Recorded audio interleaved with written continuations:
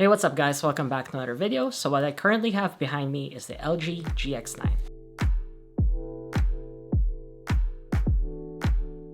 So Paul's monitor died the other day, and over the weekend we decided to check out some monitors until I stumbled upon this 5K 2K LG GX9. So when we purchased this, we were trying to decide where to put this. It would either go to her studio upstairs since she does not have a monitor, or we could put it down here in my studio, or it can be a dedicated sim racer monitor. But either or, it was a good deal, so we decided to purchase it. So what is this thing? So this is the first 45-inch 5K 2K monitor from LG. So let me tell you why this is important. So this is important because 45-inch monitors is nothing new, but the previous 35-inch monitors were only 3440 x 1440, and that was giving it really low pixel density. So with 5K 2K, this gives a much higher pixel density. So this monitor is currently curved. It has an 800R curved. It also has a matte screen, and it's 165 Hz in its native resolution of 5K 2K, or it has 330 Hz in 1080p, which we will try later. For ports, we have two HDMI 2.1 port, we have a DisplayPort 1.4, and we also have USB-C with power delivery. So really cool to see that they finally have USB-C on here, because that's going to be so much helpful if you are using a laptop. Although this is 45 inches, the base of this monitor is pretty small and it will definitely fit in your desk. And since it is curved, although the screen is big, it doesn't seem that big and it's a lot more manageable. I currently have this sitting in an IKEA countertop. So this is one of those countertops that's really famous from IKEA that a lot of people use on their desk. So for reference, this is what I'm using. So when you take a look at it later, you'll see how it looks at the desk. So I've been using this monitor for productivity, and let me tell you, 45 inches with really high pixel density is a game changer for productivity. So I've been editing videos, I've been trading on here, and just doing general work. And having the large screen helps so much just because you can fit so much things. Like I said earlier, having USB-C is a good addition to this because I've been using a dock for my laptop, but now I can directly connect my laptop to my monitor and it can extend or mirror the image. And because I have wireless devices, it just eliminates the point of having a dock. So that's really cool to see because that helps keep your desk clean. So if being creative is your thing, if you edit videos, or if you just consume a lot of content, this could be the perfect monitor for you. But let's be real here. The target audience for this monitor is actually for gamers. So let me start by saying the games I usually play are competitive esports games like Valorant, sometimes Marvel, sometimes Overwatch. And for those types of games, there's gonna be a lot better monitor for you because this is simply just too big. But what this monitor did for me is it made me want to play a lot of the story games. So with that being said, I've been playing a lot of story games lately. I've been playing Expedition 33, which is a great game by the way. You should definitely try it if you have not. And it's been a massive game changer. Let me tell you, 45 inches at 5K 2K ultra-wide resolution is definitely something one you must experience. I mentioned earlier I play a lot of esports games, but what this monitor did to me is it made me download a bunch of the story games that I have not finished, like Witcher 3, Cyberpunk, Red Dead Redemption, Baldur's Gate. All of those look so good in this monitor that I went on a massive downloading spree and I just want to try all of them because it looks so amazing. And that's if you're playing it in its native resolution. One thing I have to say though is because this has so much pixels to drive, it's going to be really hard to drive those games, especially AAA games. Like I currently have a 3080 Ti, and what I have to do is I have to scale back. I can't max this thing out at 165 Hz. I have to play in maybe medium, sometimes slow, depending on the game. There's games where I can play high, but just know it's never going to hit 165 Hz. So if you want 165 Hz, you might be looking to spend on a RTX 5090 or maybe a 5080. Hopefully a AMD graphics card does come out, but just know it's really hard to drive. So if you're planning on getting this monitor, make sure you can actually drive this thing.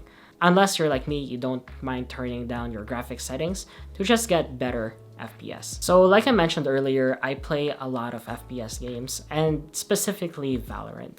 I've been using a smaller monitor, a 27-inch 240Hz, because it's much easier to see. So I was kind of scared jumping to a larger monitor. With Valorant, you can't even play Valorant that's ultra wide. There is ways that you can make it ultra wide, but it does not support it natively.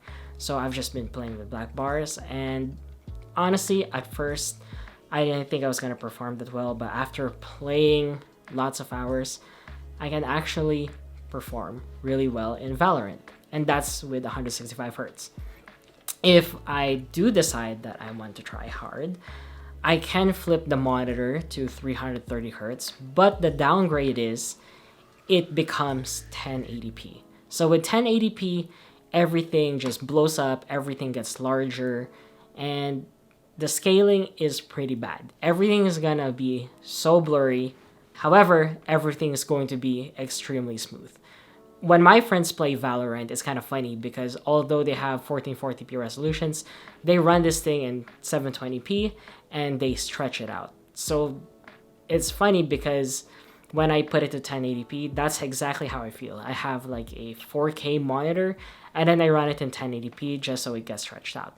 So if you're playing Valorant and you don't care about the visual fidelity and you just want the fastest refresh rate possible, then it actually kind of works. And it's kind of funny because at first I thought I would hate playing in 1080p, but now I'm honestly just playing 1080p because I realize how much easier it is to hit headshots. And I don't know if it's just my mind playing with me, but everything is moving so fast. And maybe because it has a higher refresh rate, but playing in these higher refresh rates and just like bigger, like their heads are bigger because there's like less pixels and it's so easy to hit headshots. So yes, I sacrifice visual fidelity, but for better hertz or better FPS on the monitor. I tried Overwatch, but in Overwatch, I didn't think it was that competitive, so I didn't like how blurry it was. So when I play Overwatch, I just play it in its native resolution. I would probably do the exact same thing if I was playing Apex or playing Fortnite, just because those games are like have really good graphics and it would be such a shame to play those games blurry.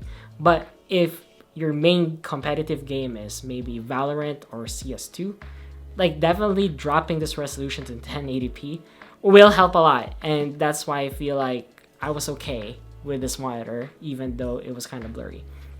So one thing though is, although it is huge, there is a mode in dual mode where you can drop these to 27-inch and 24-inch. However, it's going to be really ugly because you're going to see black bars from the side and also the top. But if you don't mind that and you just want to pull this monitor to your face, then it does work, but it's kind of a miss because other manufacturers use integer scaling, like I think the Dell monitors does under 27-inch. So even if you dropped it to 24-inch, it's still gonna be really crispy. So hopefully LG updates this, patches this, does something, or for their second generation, please just do integer scaling, just so that we can get better fidelity in 1080p. And that would be really, really, really cool. So let's wrap this thing up. So for me, this monitor is actually pretty game changer because, like I said at the beginning, this monitor actually forced me to play a lot of the single player games that I've been playing on the PS5 that I just wanted to replay on my PC. So for me, that's a good reason for me to actually keep this monitor. And for sim racing, like I said earlier, I was thinking of making this a dedicated sim racer. So playing Assetto Corsa on this was really cool because of the sheer size of the monitor. Unfortunately, the sim racer I play is Gran Turismo 7, and Gran Turismo does not support ultra wide, so it doesn't look that good, but I'm willing to let it go for the size. If you're mainly playing Gran Turismo, maybe just get a 69 LG C242. That would definitely help on those. The blurriness when playing esports game for me, I thought was going to be an issue, but it ended up turning to be a wash just because I perform so well. Like, if you're performing well, no matter what the visual fidelity is, it's gonna be a wash for you. Because especially if you're trying to climb, we know how hard it is to climb, but if I could squeeze advantage on there, I will take it any day. Way better than having really good graphics, but if you can't kill them, you have good graphics, no go. Like, just having the faster refresh rate, way better. This is currently a productivity king, so if you're a content creator, if you are just reading text, honestly, online, reading text on here is really great. Just having the screen real estate, just amazing. You can do so much work. You could like have so many windows open, and if you're a video creator, like I said, just having that really big timeline does help a lot. If you're a stock trader, now you have this gigantic screen where you can like fit in all your stocks, and it's really cool to see. If I had a future wish list for this monitor, I would say that a lot of the 4K 32 inches are already 240 Hz and for 80 Hz in dual mode. So why couldn't we do 240 Hz on these off the bat? I know they are in talks of making a 240 Hz version of this, so that would be really cool. So that's not an issue because I know we're gonna make one. And B, how about a glossy panel? I know it's like we're beating a dead horse on here, but a glossy panel on these would be so good. That would honestly be like an endgame monitor for everybody. And lastly, 800 curve. I thought that was gonna be a problem, but at the end of the day, I still kind of prefer a flat screen, but we are gonna come out with a flat screen. So that kind of checks out 2 of the 3 boxes, right? Because if we get like a flat screen that can be bendable, that's a plus. If that flat screen is also 240 Hz and 480 Hz in dual mode, then that's actually a pretty game changer, right? That would be pretty close to an endgame monitor for a lot of people. So that's my future wish list. And just make it glossy. Come on, LG, just make it glossy for us, and that'd be really cool. But that's it for me, guys. I hope you guys did enjoy this video. I really loved making this video because I really enjoy the monitor. So hopefully, if you like this video, you like, subscribe. And we watched Computex and we saw that there's gonna be like some 4K 32 inch 240 Hz glossy monitors. I'm really excited for that. So once that comes out, we're gonna try to snag one because we still basically need a monitor for our upstairs studio. So for now, Paul is using my monitor, my 27-inch monitor, while I keep this.